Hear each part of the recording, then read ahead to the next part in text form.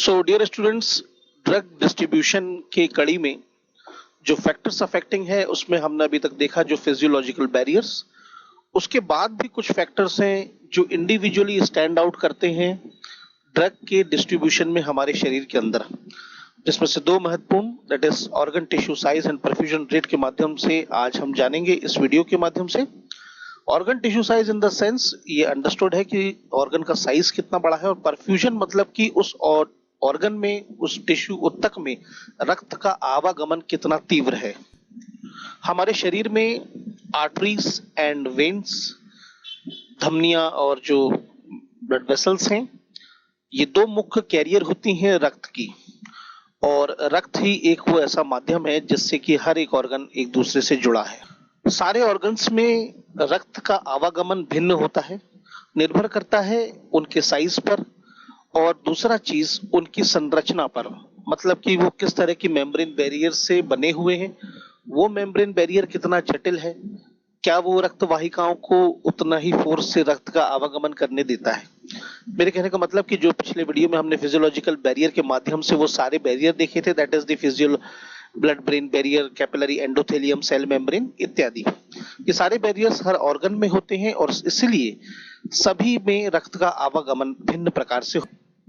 अगर हम perfusion rate की एक आदर्श परिभाषा, that is the standard definition की जो फार्मास्यूटिकल दुनिया में इस्तेमाल की जाती है उसकी बात करें तो it is defined as the volume of blood that flows per unit per time. मतलब ये कि कितनी मात्रा किसी भी टिश्यू ऑर्गन के अंदर कितने मिनट में कितने ml पहुंचती है, that is actually the perfusion rate.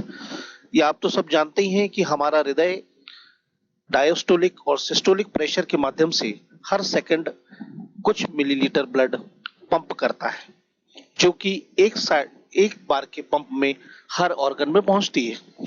तो यहां पर ये कहने का मतलब है कि एक मिनट में कितना ब्लड का आवागमन किसी ऑर्गन में होता है। तो परफ्यूजन रेट के लिए दो चीजें, अगर ड्रग हाईली लिपोफिलिक है मतलब तैलीय प्रवृत्ति की है, दूसरी चीज membrane across which the drug is suppose to diffuse, वो कोई बहुत बड़ा बैरियर नहीं है। अगर कोई बैरियर नहीं है, ड्रग भी अच्छी तरह से लिपोफिलिक है, तो रक्त के माध्यम से वो उस ऑर्गन के अंदर अच्छी तरह से जा सकेगी। तो इसीलिए अगर उस ऑर्गन में रक्त का आवागमन तेज है तो डेफिनेटली डिस्ट्रीब्यूशन बहुत अच्छा होगा, और क्योंकि ब्लड फ्लो है।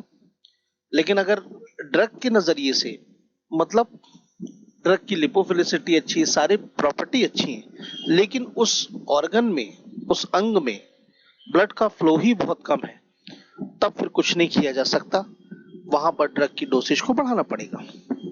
स्क्रीन के ऊपर आप अभी देख रहे हैं ऑर्गन्स के नाम क्रमशः, जिसमें एक मिनट में प्रति मिनट कितना मिलीलीटर ब्लड फ्लो होता है, जिसमें लीवर, किडनी, हार्ट, लंग्स ये सब उच्च दर्जे पर आते हैं। अब यहाँ पर दो स्थिति निर्मित हो जाती है कि ड्रग के डिस्ट्रीब्यूशन में परफ्यूजन रेट और टिश्यू साइज किस तरह से फैक्टर अफेक्टिंग बन सकता है।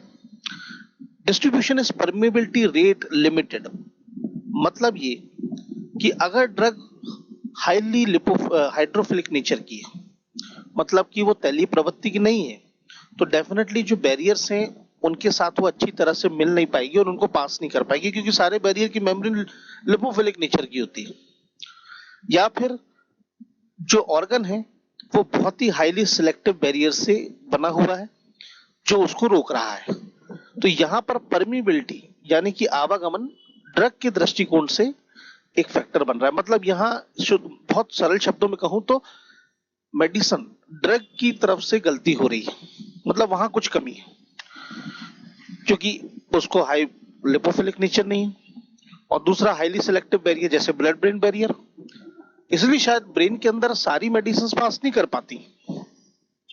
इसी के विपरीत डिस्ट्रीब्यूशन परफ्यूजन लिमिटेड हो जाएगा कि अगर ड्रग लिपोफिलिक है, मतलब आसानी से किसी भी बैरियर से पास कर सकती है, दूसरा मेम्ब्रेन भी हाईली परमीबल है, तो यहां पर ये मतलब ये हुआ कि फिर डेफिनेटली उस टिश्यू के अंदर रक्त का आवागमन बहुत कम है।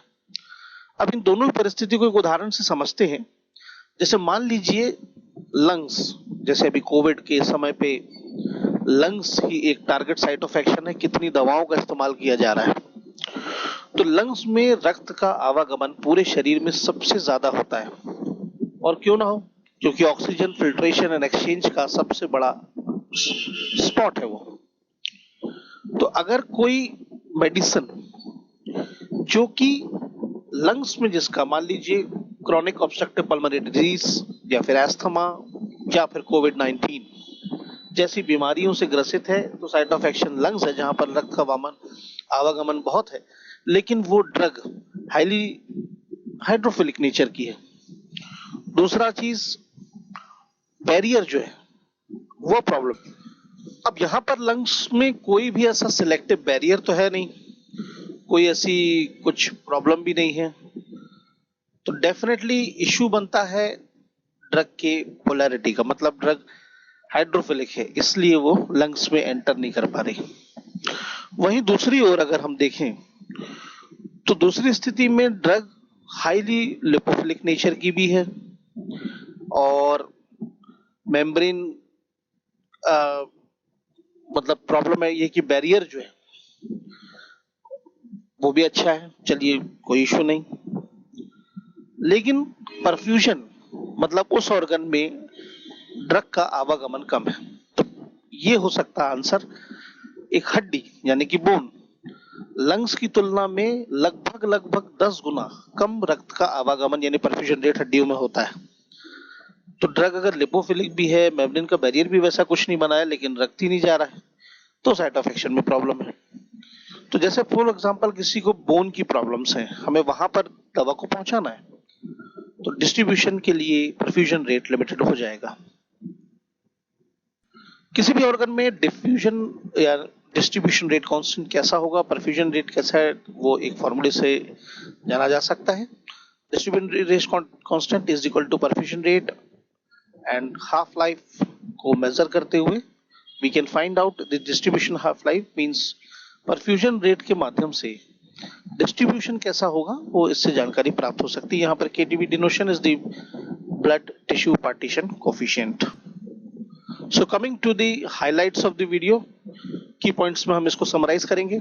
जितनी भी लिपोफिलिक ड्रग्स हैं जो तैलीय प्रवृत्ति की होती हैं, वो सबसे हाईएस्ट बैरियर को भी क्रॉस कर सकती हैं, जैसे ब्लड ब्रेन बैरियर।